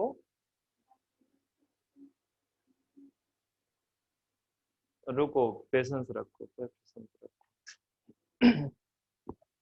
ये फास्फोग्लिसरॉल्डिहाइड को फिर से क्या किया जाएगा, फास्फोरिलेट किया जाएगा, और ये एक नॉन एंजाइमेटिक प्रोसेस, ये एक नॉन एंजाइमेटिक प्रोसेस। यहाँ पे आपका आएगा फास्फोरिक एसिड से फास्फेट ग्रुप इस पे ट्रांसफर कर दिया जाएगा और ये क्या बन जाएगा 1,3 बाई फास्फोग्लिसरॉल्डिहाइड। तो 2 मॉलिक्यूल तो रहेंगे ही 1,3 बाई फास्फोग्लिसरॉल्डिहाइड।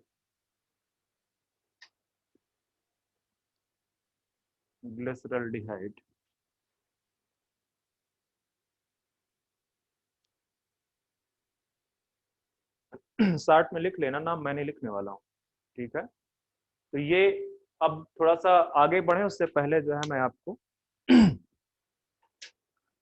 क्योंकि ये जो इतना स्टेप है ये एक फेज है पूरा, ये एक फेज, इसको बोलते हैं पे ऑन फेज। पे ऑन, जहां पे आपने एनर्जी क्या की है, यूज की, एनर्जी खर्च खर्च की, ठीक है। जैसे आप बिजनेस करते हो तो बिजनेस में सबसे पहले क्या करते हो, आप अपना मनी इन्वेस्ट करते हो, ठीक है।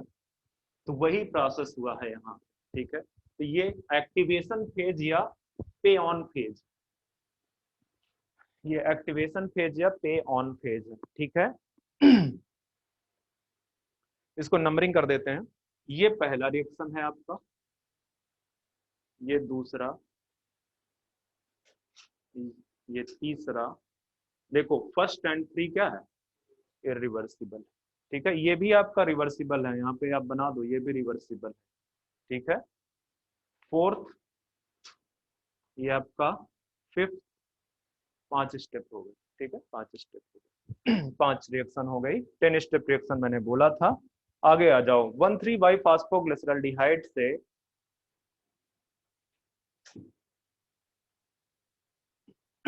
एक स्टेप यहाँ पे मैंने छोड़ा है, वो मैं बाद में बताता हूँ, अभी आप कंसंट्रेट करो, वो इसी से मैनेज हो जाएगा, आपको कुछ करना नहीं पड़ेगा।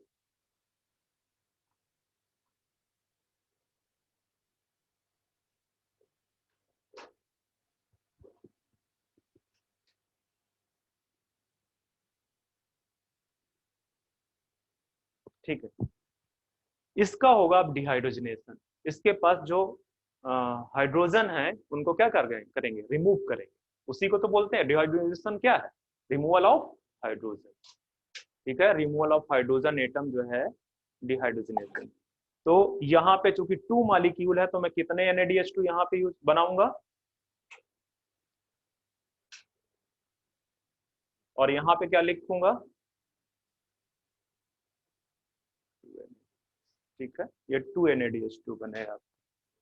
और ये एल्डिहाइड है, उसका अगर आपने क्या करवा दिया, ऑक्सीडेशन करवा दिया, तो किस में चेंज हो जाएगा, एसिड में, ऑर्गेनिक एसिड में चेंज। तो ये बन गया 2 molecule of 1,3 by phospho glyceric acid, glyceric acid, ठीक है, जिसको शॉर्ट में क्या बोलते हो, 1,3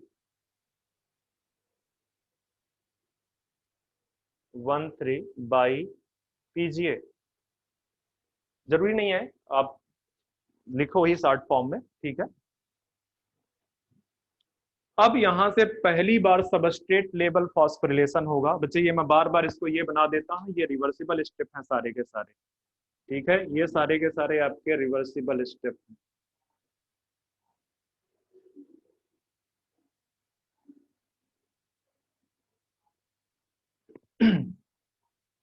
इसको भी नहीं, इसे रहने दो, यहाँ पे ATP प्रोड्यूस होने वाला है।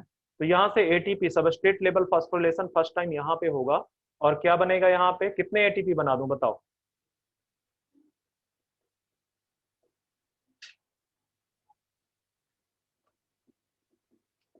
2 मॉलिक्यूल है ना, तो कितने बनेंगे। तो ये एक फास्फेट ग्रुप निकल गया, अब ये मॉलिक्यूल किस में चेंज हो गया है, जाके 3 फास्फोग्लिसरिक एसिड में चेंज हो गया है, 3 फास्फोग्लिसरिक एसिड पे चेंज हो गया, ठीक है। कितने मॉलिक्यूल हैं, 2 मॉलिक्यूल। तो पहला सबस्ट्रेट लेवल फास्फोरिलेशन कहाँ पे होता है, पहला सबस्ट्रेट फास्फोरिलेशन होता है 1,3 बाई फास्फोग्लिसरिक एसिड चेंज होता है 3 फास्फोग्लिसरिक एसिड में, और कितने का ATP प्रोड्यूस हो रहे हैं, क्योंकि 2 मॉलिक्यूल्स हैं तो 2 ATP प्रोड्यूस हो रहे हैं, ठीक है। और अगर आपसे कोई बोले कि डिहाइड्रोजनेशन पहला कहाँ पे हो रहा है, तो ये है 1,3 फास्फोग्लिसरल्डिहाइड चेंज होता है 1,3 फास्फोग्लिसरीन। यही क्वेश्चन पूछेगा आपसे, वो पुराना वाला टाइम चला गया। अब क्वेश्चन पूछेगा तो यही से पूछेगा कि कहाँ से आपका फास्फो जो है डिहाइड्रोजनेशन स्टेप कौन सा है, कौन सा जो है आपका सबस्ट्रेट लेवल फास्फोरिलेशन के कौन कौन से स्टेप है। ठीक है, तो ध्यान में रखना। अच्छा, ये 3 फास्फोग्लिसरिक एसिड है। अब ये चेंज हो जाएगा ये आपका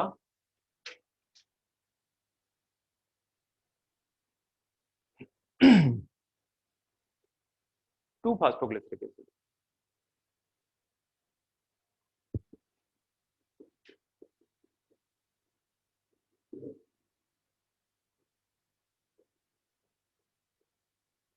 टू फास्फोग्लिसरिक एसिड, तो ये क्या है, ये आपस में दोनों क्या है, आइसोमर। तो यहाँ पे जो एंजाइम आएगा वो आएगा म्यूटेज। म्यूटेज एक टाइप का आइसोमेरेज, म्यूटेज एक टाइप का आइसोमेरेज, जिसने क्या किया, फास्फेट ग्रुप को 3rd कार्बन से 2nd कार्बन पे प्लेस कर दिया। ठीक। अब ये जो 2 फास्फोग्लिसरिक एसिड है ये चेंज होगा आपका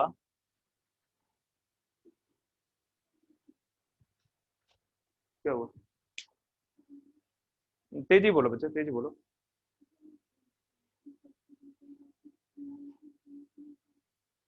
हाँ तो अच्छा ये 2 नहीं दिख रहा है क्या? ओह, अरे इतना परेशान मत हुआ करो, ये अंडरस्टूड है। 3 अपने आप तो नहीं आ जाएगा, ठीक है।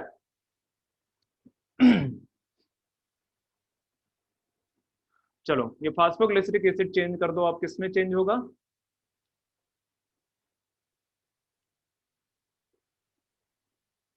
नाम सुना है इसका कहीं पे?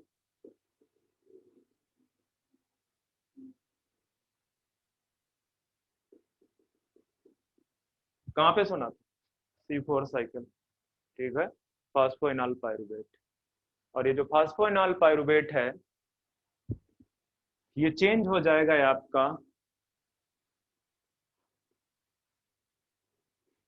पायरुविक एसिड, कितने मालिक्यूल, 2 मालिक्यूल, ठीक है, 2 मालिक्यूल। और देखो यहाँ पे जो फास्फो ग्रुप है वहां नहीं दिखाई दे रहा है, वहां पे नहीं दिखाई दे रहा, तो ये किस में चेंज होगा, मतलब ये फास्फेट ग्रुप कहाँ पे जाएगा, एटीपी प्रोड्यूस करेगा। ठीक है, कितने एटीपी प्रोड्यूस करेगा, 2 एटीपी प्रोड्यूस करेगा। क्यों, 2 मालिक्यूल है बेसिकली, वो 2 मालिक्यूल है। तो ये है आपका ग्लाइकोलाइसिस, ये आपका ग्लाइकोलाइसिस है। जरा नंबर देखो आप, ये 5th है, ठीक है, ये वाला जो है ये कौन सा हुआ, 6th, ये वाला कौन सा हुआ आपका 7th, ये वाला आपका 8th, ये आपका 9th, और ये आपका 10th। तो 10 स्टेप रिएक्शन मैंने बोले थे, मैंने आपको 10 स्टेप दिखा दिए, ठीक है, 10 स्टेप दिखा दिए। मैंने बोला था कि एक स्टेप मैंने अभी छोड़ा हुआ है, ठीक है, एक स्टेप मैंने छोड़ा है। तो ये जो आपका फ्रक्टोज 1,6,5 फास्फेट जब एल्डोज की हेल्प से फास्फोग्लिसरल्डिहाइड में चेंज होता है तो ये इसका एक आइसोमर भी साथ में बनता है, इसका एक आइसोमर भी साथ में बनता है, इसका एक आइसोमर भी साथ में बनता है। क्या बोलते हैं उसको, डाई हाइड्रोक्सी एसीटोन फास्फेट, ठीक है, डाई हाइड्रोक्सी एसीटोन फास्फेट, जिसको शार्ट में बोलते हैं डीएचएपी, डीएचएपी। एक्चुअली जब ये एक इंटरमीडिएट है तो आपको याद होगा कि जब फैट को डाइजेस्ट किया जाता है तो उससे 2 चीजें बनती हैं, एक ग्लिसरॉल, दूसरा फैटी एसिड। तो जो ग्लिसरॉल है वो इसी के थ्रू साइकिल में एंटर करता है, इसी के थ्रू ग्लाइकोलाइसिस में एंटर करता है, डीएचएपी। तो डीएचएपी और पीजीएल दोनों जो है क्या है कि इक्विलिब्रियम में रहते हैं, ठीक है, इक्विलिब्रियम में रहते हैं। जब जरूरत पड़ती है तो ये डीएचएपी से ये बन जाता है पीजीएल, और जब जरूरत होती है तो पीजीएल से डीएचएपी बन जाता है, ठीक है। बट इसको हम नंबर ऑफ स्टेप पे कंसीडर नहीं करते, वो 10 स्टेप रिएक्शन वो, ठीक है, 10 स्टेप रिएक्शन वो है। तो ये है आपका ग्लाइकोलाइसिस। अब यहाँ पे जैसे आप आपको दिख रहा है कि फर्स्ट, थर्ड और 10th स्टेप में क्या है, एटीपी का कोई ना कोई रोल है। पहले अगर आपसे पूछता है कि एसएलपी किस किस स्टेप पे है, एसएलपी तो दो एसएलपी हैं प्रोड्यूस हुए, ठीक है, कौन कौन से, एक आपका किस स्टेप पे हुआ है, 1,3 बाई फास्फो से, ठीक है, बाई फास्फो ग्लिसरिक एसिड से 3, पूरा 60 में लिख दे रहा हूँ, 3 पीजे, ठीक है, 3 पीजे, दो एटीपी आपके यहाँ से प्रोड्यूस हुए हैं, दो एटीपी यहाँ से प्रोड्यूस हुए हैं, और दूसरा आपका कौन सा है, फास्फोइनॉल पायरुवेट, ठीक है, यहाँ पे लिख देना, ये 2 मॉलिक्यूल्स थे इस वजह से ऐसा, 2 मॉलिक्यूल्स, तो आपका फास्फोइनॉल पायरुवेट है, ठीक है, ये चेंज हो जाता है आपका पायरुविक एसिड में, 60 में लिख रहा हूँ मैं, तो यहाँ से भी आपके 2 एटीपी प्रोड्यूस हो जाते हैं। तो अगर आपसे कोई क्वेश्चन पूछता है कि टोटल एसएलपी प्रोडक्शन कितना है, 4 एटीपी, पर चूंकि कंज्यूम हुए हैं 2 एटीपी, कौन से, एक ये कंज्यूम हुआ और एक ये कंज्यूम हुआ, ठीक है, एक्टिवेशन फेज पे, तो इसको बोलते हैं कि नेट जो है प्रोडक्शन, नेट एटीपी गेन जो है, नेट एटीपी गेन आपका कितना होता है, gain 2 ATP in glycolysis, glycolysis के दौरान जो नेट एटीपी, अगर आपसे बोल दे total ATP production, total ATP production आपका कितना होगा, टोटल एटीपी प्रोडक्शन, ये भी याद रखना, वाया एसएलपी कितना होगा, 4 एटीपी। अच्छा, अब अगर प्रोसेस एरोबिक हुई, अगर प्रोसेस एरोबिक हुई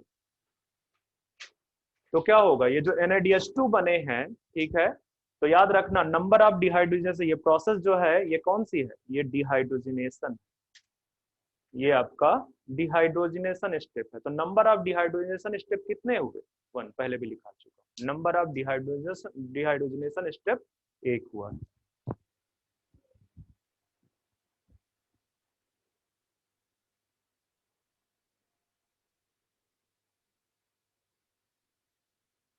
कॉपी हो गया उधर वाला,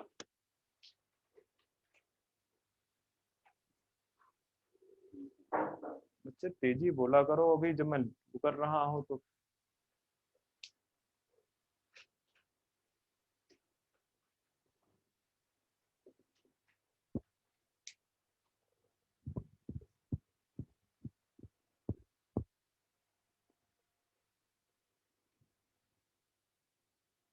नेट एटीपी गेन आपका हो गया यहाँ पे,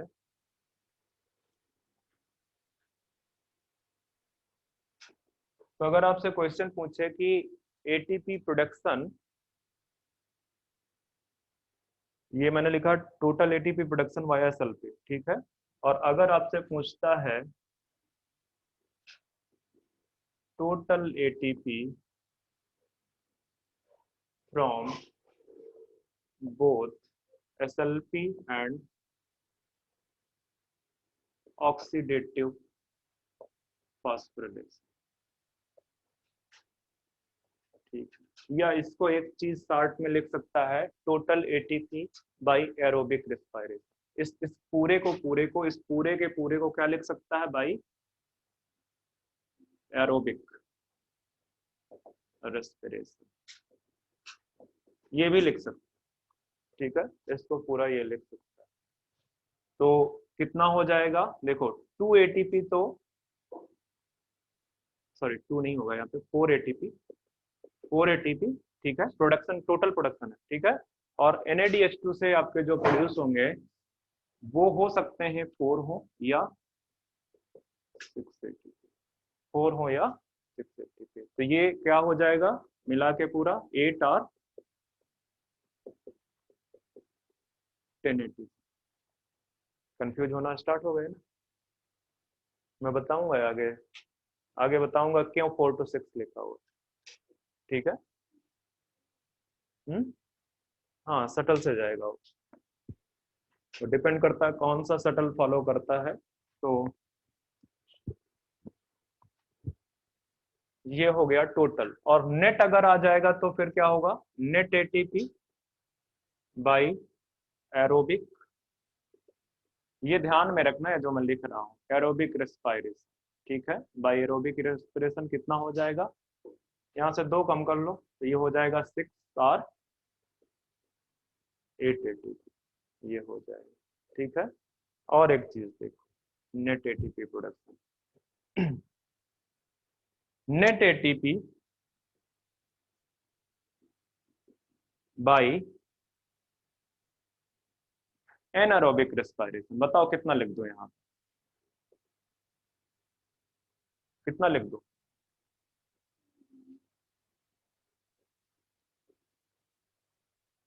ना ही एरोबिक होगा और ना ही ये वाले प्रोड्यूस होंगे, ठीक है। तो सिर्फ बचेगा, टोटल अगर बोलता तो 4 रह जाता, नेट बोल रहा हूं तो 2 हो जाएगा। एक और चीज बात करते हैं, ऊपर वाला लिख लिया ना आपने,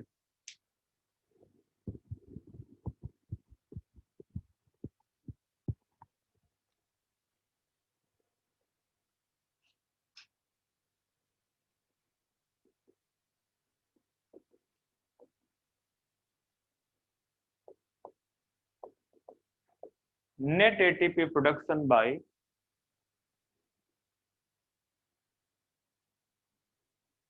एरोबिक रेस्पिरेशन इन बैक्टीरिया या prokaryotes, in bacteria, aerobic respiration in bacteria और प्रोकैरियोट्स, प्रोकैरियोट्स भी लिख दो यहाँ,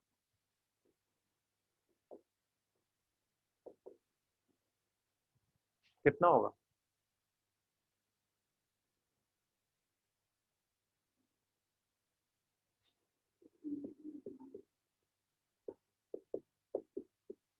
इस बार मैंने ये काम हटा दिए, क्यों, क्योंकि बैक्टीरिया में कोई सटल होता नहीं है, बैक्टीरिया में कोई ऑर्गेनेल नहीं होता है, तो वहां पे जो मूवमेंट है पायरुविक एसिड का, ठीक है, पायरुविक एसिड बोल रहा हूँ, NADH, ठीक, NADH2 का, NADH2 जा रहा है ना, ठीक है, ये सारा का सारा जो एक्स्ट्रा आ रहा है वो NADH2 से आ रहा है, ठीक है। तो कोई ऑर्गेनेल नहीं है वहां पे, सेल मेम्ब्रेन के पास पहुंचना है तो बिना कोई कंज्यूम किए, बिना कोई एनर्जी कंज्यूम किए वो पहुंच जाएगा, और वहां पे आपका 8 ATP, ठीक है, 8 ATP होगा। तो ये कुछ चीजें थी जो मैंने आपको बता दी हैं, ध्यान में रखना आप, ठीक है।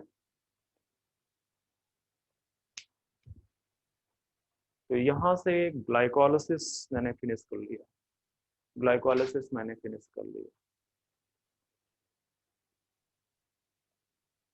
एक और चीज जो रह गई थी, बड़ी इंपॉर्टेंट है, नीचे वहां पे लिख दो, लोकेशन या अकरेंस कहाँ पे है इसका, location of glycolysis, this is in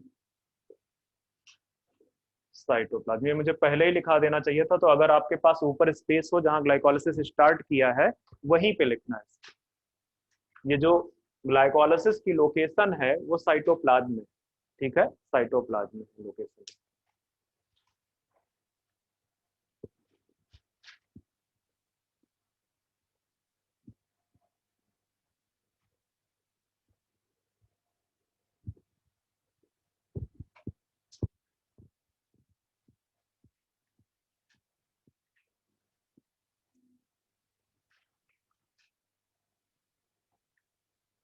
अगर आप यूकैरियोट सेल की बात करोगे, यूकैरियोट्स, तो यूकैरियोट्स में ये सपोज करो आपकी यूकैरियोटिक सेल, ठीक है, उसके अंदर ये आपका माइटोकॉन्ड्रिया,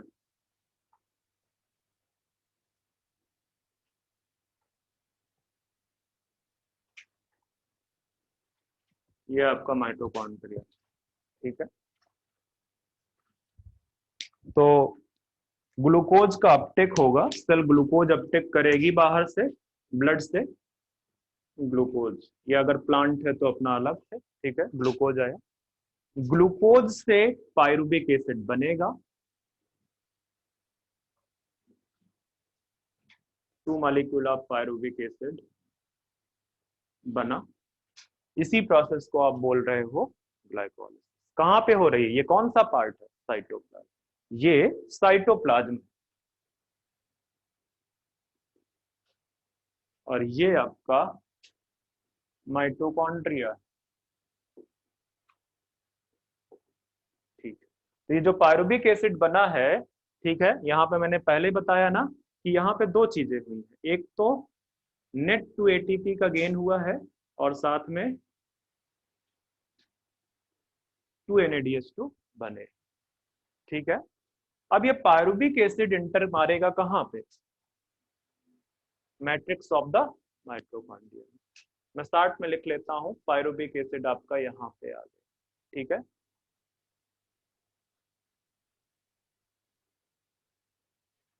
ठीक है, 2 मॉलिक्यूल ऑफ पायरुबिक एसिड यहाँ पे आ गया। ठीक है, पायरुबिक एसिड जब यहाँ पे आया है तो इस पायरुबिक एसिड से बनेंगे 2 एसिटिल कोएंजाइम ए।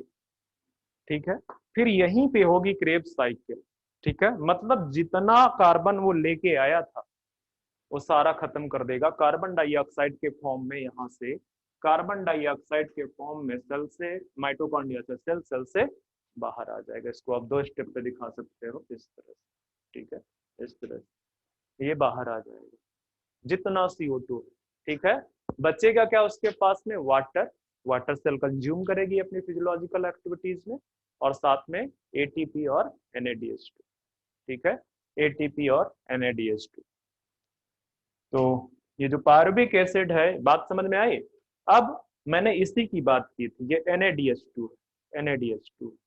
ठीक है, इसको माइटोकॉन्ड्रिया पहुंचने के दो रास्ते, इसके माइटोकॉन्ड्रिया पहुंचने के दो रास्ते, उन दो रास्तों को बोलते हैं शटल।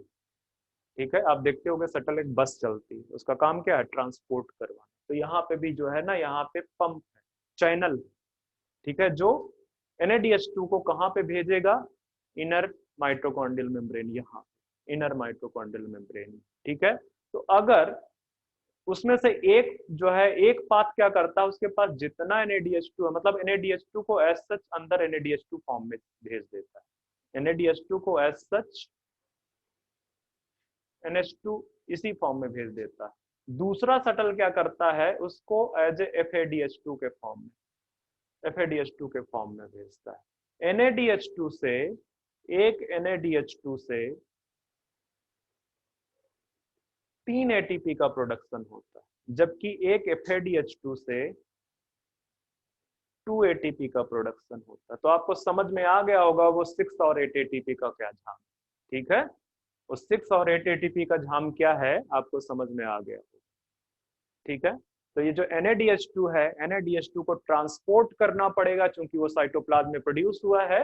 तो उसके ट्रांसपोर्टेशन में डिपेंडिंग अपॉन द शटल, ठीक है, कौन सा शटल यूज हो रहा है, वो एनर्जी उस हिसाब से प्रोड्यूस करेगा। ठीक है, चलो, ये जो पायरुबिक एसिड है, ये पायरुबिक एसिड मेरे पास इतना स्पेस नहीं है, मैं स्टार्ट में बना देता हूँ। 2 एसिटाइल कोएंजाइम ए प्रोड्यूस होंगे और ये एंटर कर जाएगा क्रेब्स साइकिल में, क्रेब्स साइकिल में एंटर कर जाएगा। ठीक है, तो यहाँ से भी ढेर सारे NADH2 और वो मिलेंगे। तो ये है बेसिकली पूरा का पूरा प्रोसीजर ये। जबकि बैक्टीरिया के केस में क्या है, यही गायब, यही गायब है। तो ना ये होगा और ना ही NADH2 को ट्रांसपोर्ट करना पड़ेगा। ठीक है, वो सीधे सीधे बैक्टीरिया के केस में जो इनर मेम्ब्रेन है, ठीक है, जो मेम्ब्रेन, असल मेम्ब्रेन का जो इनर वाला पार्ट है, बाइलेयर होता है ना, वहां पे बेसिकली जो है क्या कहते हैं, ETS है, इलेक्ट्रॉन ट्रांसपोर्ट सिस्टम है, तो वहीं पे सारा संसाइज हो जाता है। इसलिए बैक्टीरिया का केस सेपरेट है और यहाँ पे सेपरेट केस, यहाँ पे सेपरेट केस। तो ग्लाइकोलाइसिस की लोकेशन भी मैंने बता दिया कि वो आपकी साइटोप्लाज्म में हो रही है।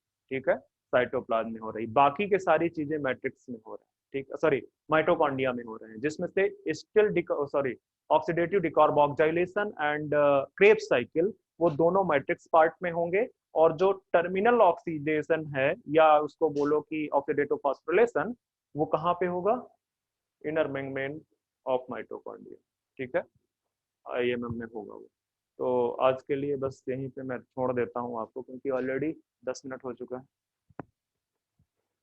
नेक्स्ट देखिए, टारगेट कंप्लीट नहीं हुआ।